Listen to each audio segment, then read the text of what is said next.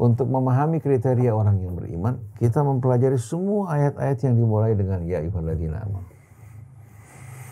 Kalau kita pelajari, kita akan temukan betul-betul kriteria dan sifat orang yang beriman. Baik itu sifat ijabiyah. Ijabiyah itu yang harus dimiliki, atau sifat salbiyah yang harus dijauhi. Kalau kita mau gambarkan ini secara himpunan gitu, ibarat An-Nas ini himpunan yang besar, nah kemudian Al-Mu'minin himpunan yang kecil yang di dalam himpunan yang besar tadi. Jadi ketika berbicara kepada An-Nas itu masuk juga ke Al-Mu'minun, orang-orang mukmin. Tapi kalau berbicara Al-Mu'minun ya itu belum tentu ke An-Nas. Kalau Nabi Muhammad, kabar gembiranya telah ada pada kitab Taurat, kitab Injil. Alladzina yattabi'una ar-rasulan nabiyyal ummiyal ladzi yajidunahu maktuban indahum fit Taurati wal Injil ya'muruhum bil ma'ruf wa yanhahum 'anil munkar wa yuhillu lahumut thayyibat wa yuharrimu 'alaihimul khaba'itha wa yadh'u 'anhum israhum wal aghlal allati kanat 'alaihim. Falladzina amanu bihi wa azzaruhu wattaba'u an-nura alladzi unzila ma'ahu ulaika humul muflihun. Jadi kalau kita lihat dari ayat-ayat ini kan menjelaskan tentang apa? Tentang Nabi kita yang kabarnya disebutkan dalam kitab sebelumnya. Tapi Mirza Ghulam Ahmad tidak ada sebutan mengenai dirinya.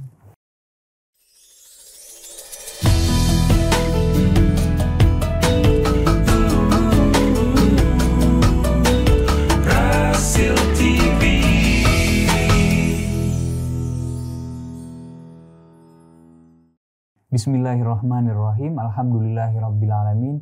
Allahumma sholli ala Muhammadin wa ali Muhammad.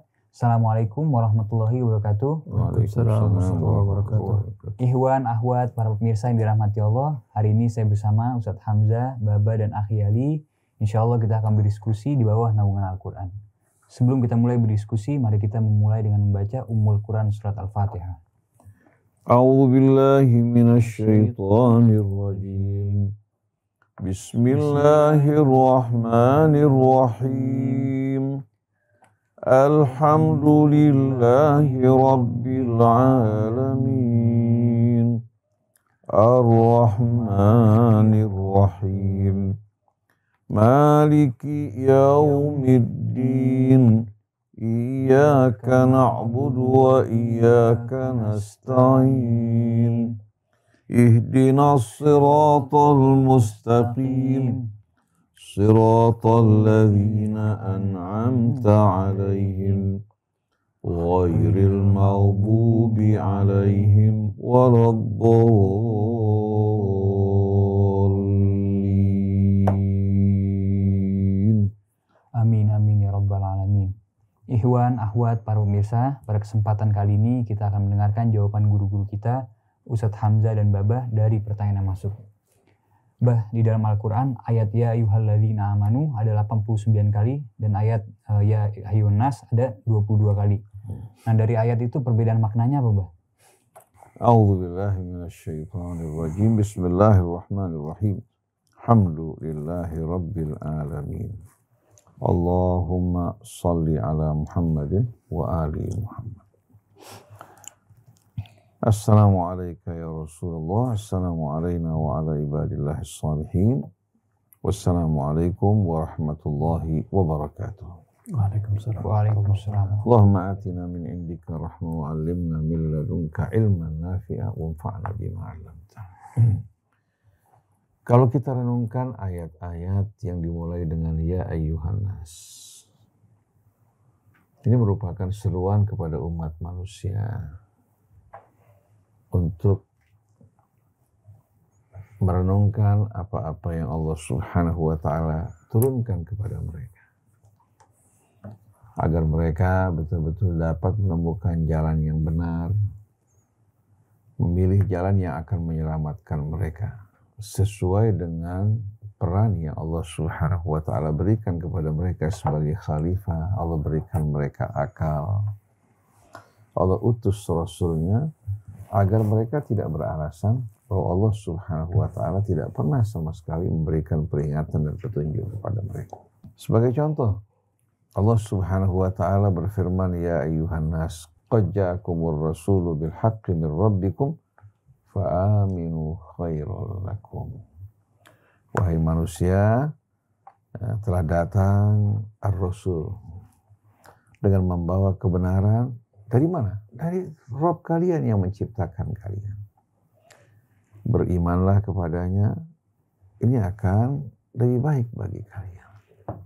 Wa in takfuru fa inna lillahi ma fis samawati wal ardi wa kana Allahu aliman hakim. Tapi kalau kalian menolak untuk beriman, memilih untuk mengingkari kebenaran yang begitu jelas bagi kalian, maka ketahuilah Allah tidak akan dirugikan. Sesungguhnya Allah kepunyaannya semua yang terdapat di langit dan di bumi. Dia maha tahu lagi maha bijaksana. Allah tidak akan dirugikan, tapi kamu yang akan dirugikan. Kemudian pada awal suratul Nisa, Allah berfirman, Ya ayyuhan nasu taqu rabbakumul ladzi khalaqakum min nafsin wahidah. Mengingatkan bahwa semua manusia ini merupakan makhluk Allah yang Allah ciptakan dari entitas yang sama.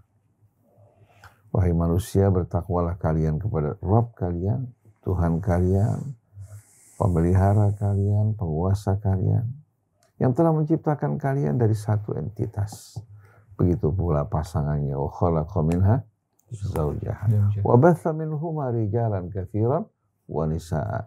Allah kembang biakan umat manusia, pria, wanita bersuku-suku, berbangsa-bangsa yang berasal dari entitas yang sama, yang diciptakan oleh Tuhan yang sama. Wattaqullaha alladzi tasaaluna bihi wal arham. Bertakwalah kalian kepada Allah, tempat kalian saling meminta, juga jaga Allah pada hubungan rahim kalian. Innallaha kana 'alaikum raqiba. Sungguh Allah senantiasa mengawasi kalian. Nah, orang-orang yang ingkar, yang kafir, yang memerangi Rasul, seolah-olah Rasul dan kaum muslim ini merupakan apa? Merupakan makhluk yang berbeda dengan mereka, para saudara mereka. Kalau kalian menolak, Allah tidak akan memaksa, tapi jangan melakukan tindakan-tindakan apa? Tindakan-tindakan kekerasan yang menentang, bahkan mengancam orang-orang yang beriman. Di manusia diingatkan akan hubungan rahim di antara mereka. Begitu juga Allah ingatkan dalam ayat yang lain, Ya ayyuhan nas inna khalaqnakum min dzakarin wa untha wa ja'alnakum syu'uban wa qabaila lita'arafu inna akramakum indallahi atqakum. Pada ayat ini di samping Allah menyeru umat manusia secara menyeluruh, dalam itu terdapat juga orang yang beriman untuk menyadari bahwa mereka semua berasal dari apa? Dari asal usul yang sama, dan mereka merupakan satu keluarga. Kemuliaan bukan dilihat dari apa? Dari nasab, dari suku, dari bangsa, tapi dari ketakwaan kepada Allah.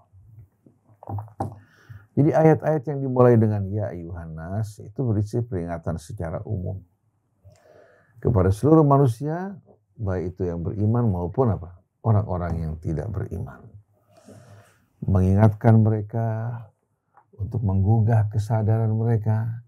Nah, begitu mereka beriman kepada Allah Subhanahu wa taala, lahirlah tuntunan-tuntunan yang sesuai dengan apa? Dengan orang yang beriman. Mengingatkan bagaimana ciri-ciri orang yang beriman. Tak ada gunanya seorang mengaku dirinya beriman, tapi kalau tidak dihiasi dengan sifat-sifat orang yang beriman. Sebagai contoh, Ya ayyuhalladzina amanu la yaskhar qaumun min qaumin asa an yakunu khairan minhum. Wahai orang yang beriman, jangan sebahagian kalian mengolok-olok sebahagian yang lain. Bisa saja yang diolok-olok lebih baik dari apa? Dari mereka. Begitu juga wala nisa'um min nisa' asa an yakuna khairan minhum. Jangan sebagian wanita mengolok-olok sebagian wanita yang lain, bisa saja yang diolok-olok ini lebih baik dari mereka. Wala talmizu anfusakum. Jangan kalian mencaci sesama kalian. Wala tanabazu bil alqab. Jangan suka saling memberikan julukan yang tidak baik. Bi'sal ismul fusuq ba'dal iman. Seburuk-buruknya nama setelah orang itu beriman adalah nama fasik. Nama apa? Fasik. Wa man lam yatub fa ulaika humudz zalimun. Siapa yang tidak bertobat maka mereka orang-orang yang zalim. Maka apabila dia orang yang beriman yang sejati, dengan sendiri apa? Kriteria orang yang beriman pada bimbingan petunjuk ini harus ada padanya. Dia tidak akan mengolok-olok sesama manusia. Tidak akan juga mencaci sesamanya. tidak akan memberikan julukan-julukan yang tidak baik bagi orang lain. Ini merupakan kriteria orang yang beriman. Nah, yang pertama kali mengamalkan ayat ini siapa? Rasulullah SAW. Berarti apa? Ini merupakan sunnah Rasul. Sunnah Rasul ya, adalah pengamalan dari apa yang terdapat dalam Al-Quran. Maka tidak mungkin Rasulullah mengolok-olok, mencaci orang lain. Dan tidak mungkin juga Nabi apa? Nabi juga memberikan julukan-julukan yang tidak baik bagi orang lain.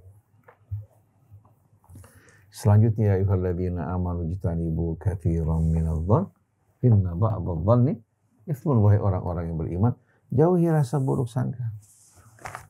Karena sebagian rasa buruk sangka ini merupakan dosa. Wala tajassasu. Jangan juga suka mencari-cari, mengintip, mengintai kesalahan orang lain. Kalau orang berbuat salah di hadapan kita, kita tegur, kita ingatkan dirinya.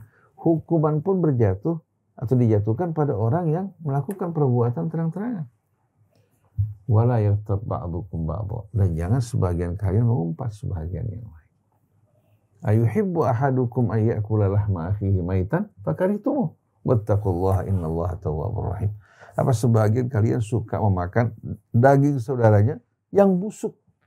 Orang kalau suka menceritakan yang busuk, berarti suka makan yang busuk. Akhirnya kalian campakkan kembali. Ayuhibbu ahadukum ayyakula lahma akhihi maitan fakarihtumuh wattaqullaha innallaha tawwabur rahim. Jadi setiap ada seruan ya ayyuhalladzina amanu, itu menjelaskan kriteria orang yang beriman. Dengan sifat-sifat yang harus dimiliki dan sifat-sifat yang harus dijauhi.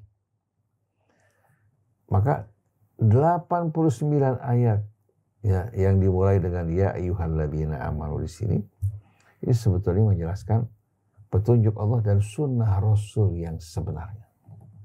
Sunnah Rasul sebenarnya. Karena perintah Allah tidak mungkin Rasulullah di belakang. Baik itu perintah untuk mengerjakan sesuatu atau untuk menghindari dan menjauhi sesuatu. Begitu pindah kepada ayat berikutnya, ya ayyuhan nas inna khalaqnakum min dzakarin wa untha. Beda nggak? Ya. Dua ayat menjelaskan kriteria orang yang beriman, sedangkan ayat berikutnya mengajak umat manusia semuanya untuk menyadari bahwa diri mereka satu keluarga. Kemuliaan mereka bukan dengan harta, kedudukan maupun suku ataupun bangsa, tapi iman dan takwanya kepada Allah Subhanahu wa Ta'ala. Oleh karena itu perlu kita untuk memahami kriteria orang yang beriman, kita mempelajari semua ayat-ayat yang dimulai dengan ya ayyuhalladzina amanu. Kalau kita pelajari, kita akan temukan betul-betul kriteria dan sifat orang yang beriman. Baik itu sifat ijabiyah. Ijabiyah itu yang harus dimiliki, atau sifat salbiyah yang harus dijauhi.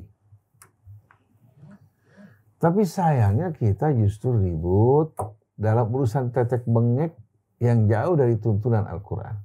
Padahal kalau umat Islam mau mengikuti petunjuk Allah, dalam surat Al-Hujurat aja sebagai contoh. Ya ayyuhalladzina amanu in ja'akum fasiqun binaba'in fatabayyanu. Wahai orang yang beriman, kalau ada orang fasik membawa berita, jangan langsung diterima. Klarifikasi, minta bayyinah, mana bukti?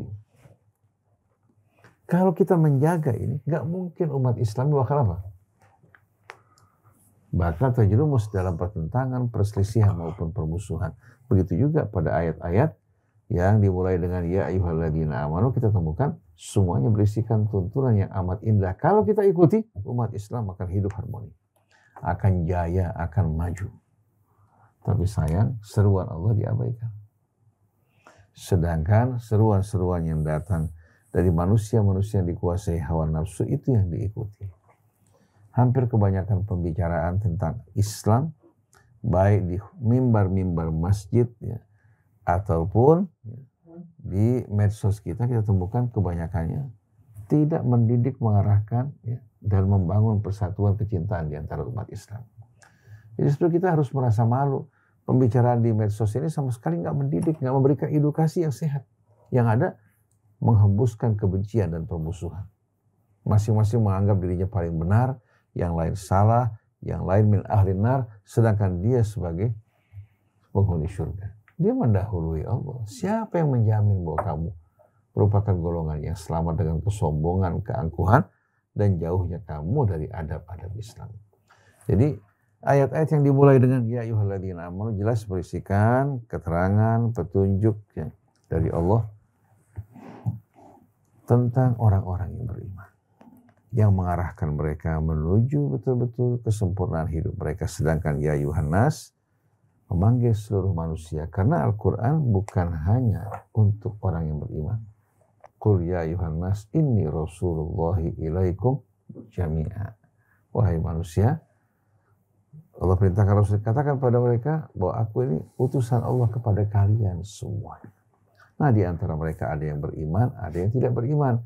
Maka yang tidak beriman, Allah panggil mereka dengan ya ayyuhan nas. Sedangkan yang beriman, Allah panggil dengan ya ayyuhalladzina amanu. Nah, dalam ya ayyuhan nas dengan sendirinya terdapat seruan juga kepada orang yang beriman secara umum, secara khususnya panggilan, bimbingan, perhatian Allah terhadap orang yang beriman. Wallahu a'lam. Bismillahirrahmanirrahim. Allahumma shalli ala sayyidina Muhammad. Ini kalau dari apa yang tadi sudah kita dengarkan penjelasan Ustaz Husain bin Hamid Al-Attas, secara global kalau kita mau gambarkan ini secara himpunan gitu, ibarat An-Nas ini himpunan yang besar, nah kemudian Al-Mu'minin himpunan yang kecil yang di dalam himpunan yang besar tadi. Jadi ketika berbicara kepada An-Nas itu masuk juga ke Al-Mu'minun, orang-orang mukmin. Tapi kalau berbicara Al-Mu'minun ya itu belum tentu ke An-Nas. Ya, gitu, seperti halnya puasa gitu ya. Alladzina amanu kutiba alaikumus syiyam. Iya. Atau seperti, dan Al-Quran juga akan disebutkan hudan linnas ya. Di ayat yang lain hudan wa rahmatan lil mu'minin gitu. Al-Quran ini sebagai petunjuk bagi semua manusia, karena Allah ingin semua manusia ini menjadi beriman gitu. Jadi petunjuk secara global semuanya.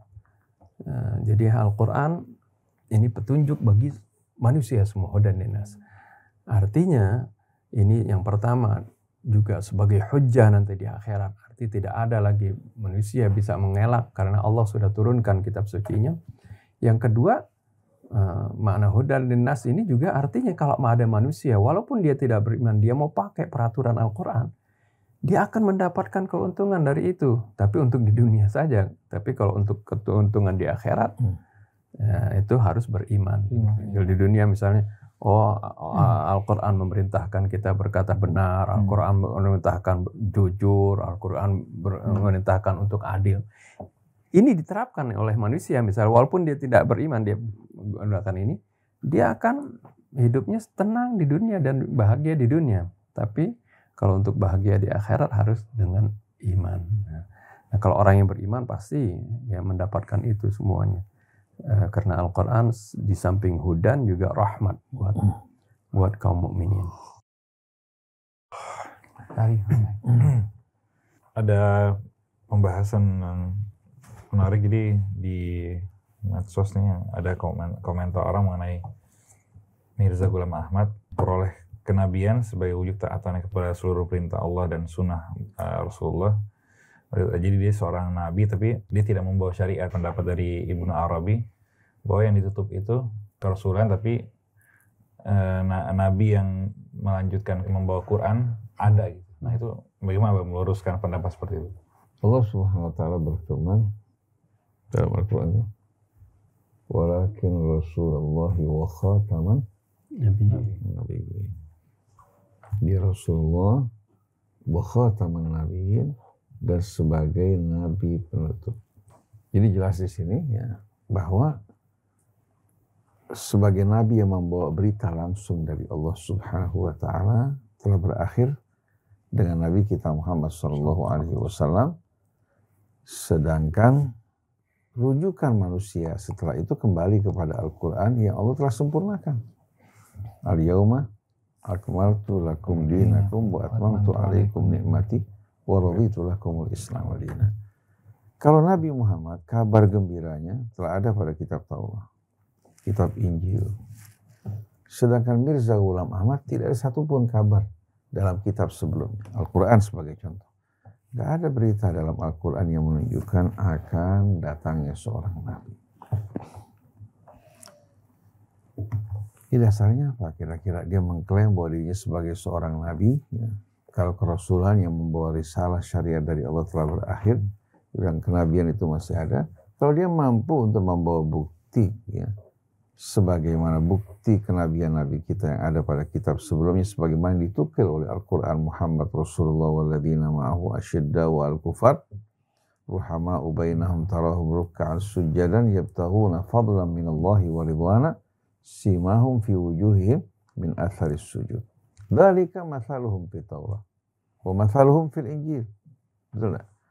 Kemudian Allah SWT sebutkan juga alladzina yattabi'una ar-rasulan nabiyyal ummiyal ladzi yajidunahu maktuban indahum fit Taurati wal Injil ya'muruhum bil ma'ruf wa yanhahum 'anil munkar wa yuhillu lahumut thayyibat wa yuharrimu 'alaihimul khaba'itha wa yada'u 'anhum israhum wal aghlal allati kanat 'alaihim falladzina amanu bihi wa azzaruhu wattaba'un nura alladzi unzila ma'ahu ulaika humul muflihun.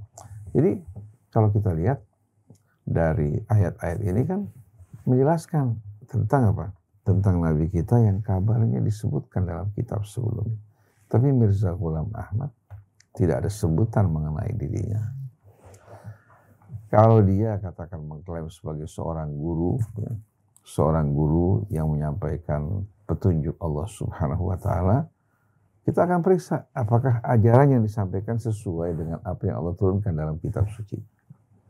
Jadi siapa saja, bukan hanya Mirza Ghulam Ahmad, siapa saja yang menyampaikan ceramah mengenai tuntunan Islam, benar tidak benarnya, kita kembalikan kepada apa? Kepada Al-Quran. Tapi kalau dia menyampaikan pesan-pesan yang bertentangan dengan Al-Quran, siapapun dia tetap. Karena Allah telah kembalikan kita semuanya kepada kitab Allah sebagai neraca dan mizan. Wa makhtalaftum fihi min syai'in fa hukmuhu ila Allah.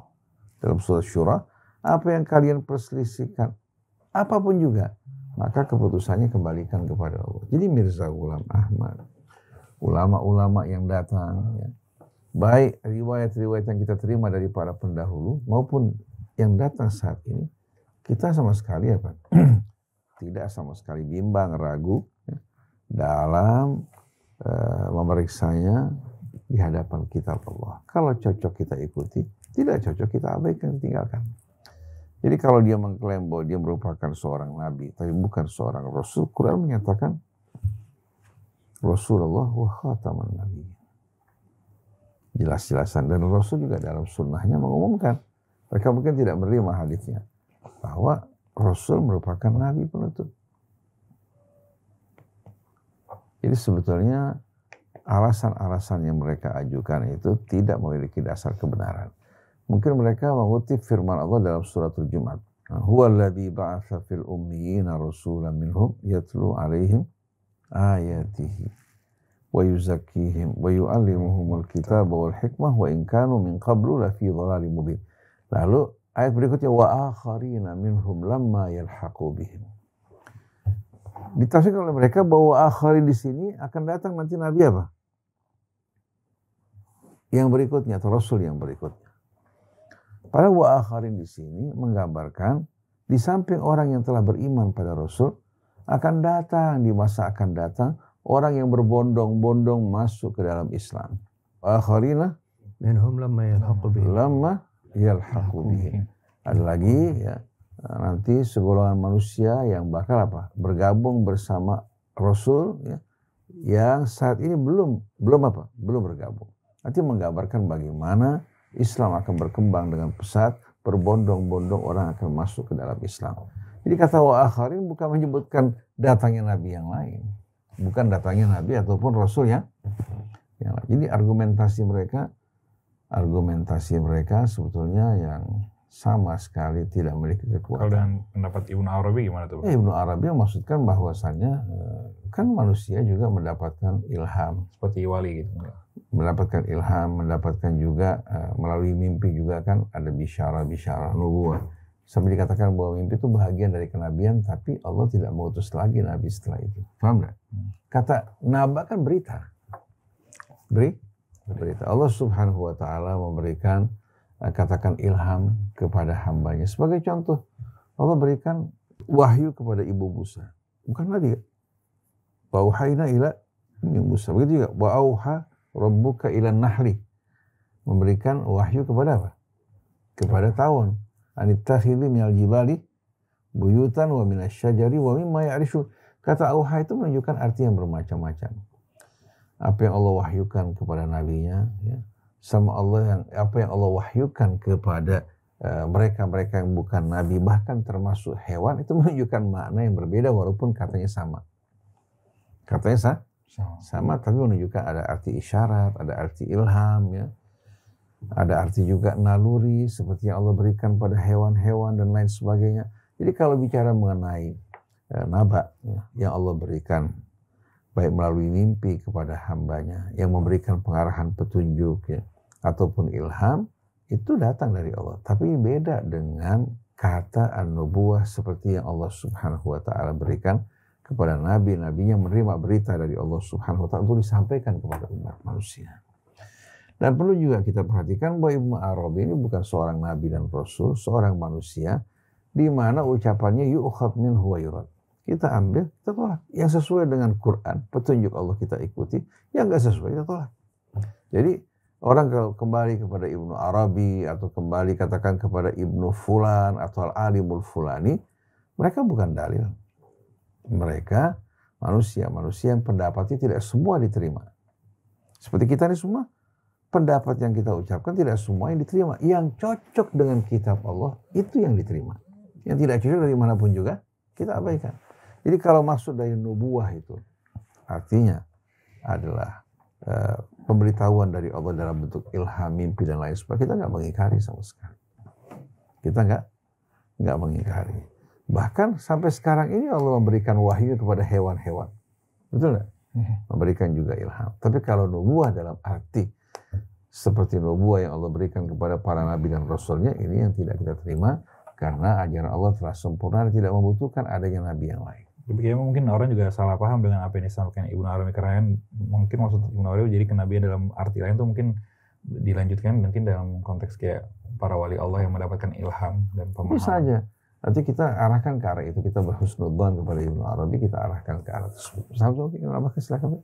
Ya, ini sungguh firman Allah Subhanahu Wa Taala itu sudah jelas. Ya. Jadi maka Muhammadun aba hadim min rijalikum walakin Rasulullah wa khataman nabiyyin. Tegas sekali Rasulullah itu sebagai penutup nabi-nabi. Ya, Allah tidak bilang wa khatamar rasul, ya. Tapi yang lebih spesifik lagi, yang lebih bawahnya lagi, arti pintu kecilnya saja sudah ditutup, apalagi pintu besarnya itu Rasul. Nah ini supaya nggak ada orang itu beranggapan seperti Mirza Ghulam Ahmad tadi.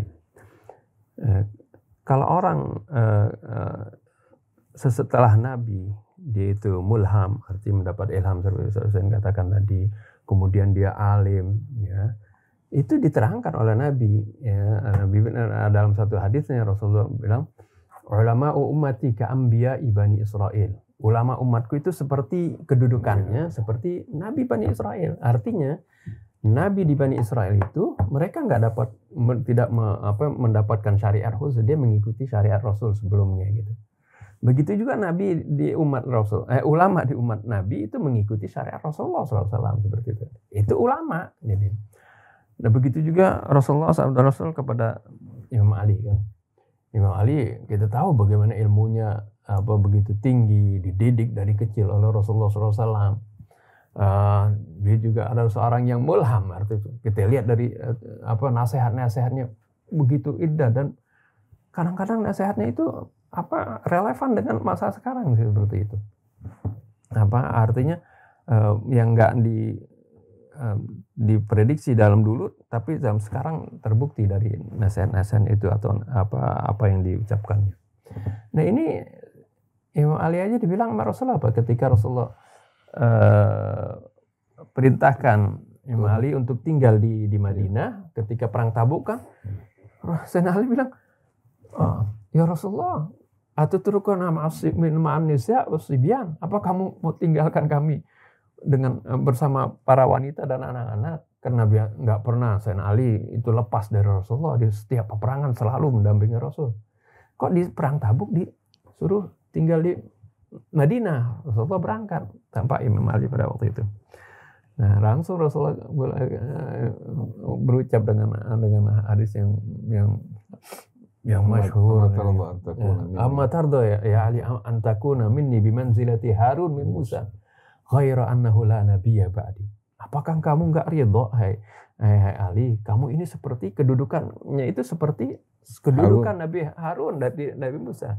Hanya saja enggak ada nabi setelah aku lihat. Kedudukan yang tinggi tapi nabi tetap enggak ada gitu. Karena Rasulullah enggak mungkin bilang, Allah sudah bilang wa khataman nabiy Rasulullah, lalu ada lagi nabi kan, ngaco kan, artinya Rasulullah bertentangan dengan Al-Quran kalau begitu. Nah kalau ada yang mengatakan Mirza wala Ahmad bilang aku nabi, ya bertentangan dengan Al-Quran seperti itu. Jadi Rasulullah sendiri nggak berani mengatakan itu. Wallah. Setiap nabi Bani Israel meninggal, ya Rasul, setelah itu nabi-nabi bermunculan menggantikan nabi sebelumnya sebagai tauladan. Tapi Allah Subhanahu wa ta'ala tidak mengutus lagi nabi setelah Rasul, tapi ulama-ulama ar-rabbaniin yang menyampaikan amanat Allah, yang mengajarkan Alkitab. Bima kuntum tu'allimun Alkitab wa bima kuntum tadrusun. Nah, mereka ini yang menyampaikan dengan tulus, ya sama dengan nabi-nabi dari Bani Israel. Tapi bukan nabi ya seperti ya nabi yang dipilih dan diutus oleh Allah Subhanahu wa ta'ala. Tapi apa yang dilakukan oleh ulama ini merupakan misi dan peran para nabi sama dengan Bani Israel. Besok kita lanjutkan kembali dalam kesempatan yang lain. Mudah-mudahan Allah Subhanahu wa ta'ala berkahi pertemuan kita. Subhanakallahumma wa bihamdik asyhadu an la ilaha illa anta astaghfiruka wa atubu ilaik. Assalamualaikum warahmatullahi wabarakatuh. Demikian diskusi kita bersama Ustadz Hamzah dan Baba. Insya Allah kita bertemu di kesempatan selanjutnya. Mudah-mudahan diskusi ini bisa menjadi wasilah dan hidayah untuk kita semua. Al-Fakir beserta seluruh yang bertugas mohon undur diri. Wassalamualaikum warahmatullahi wabarakatuh.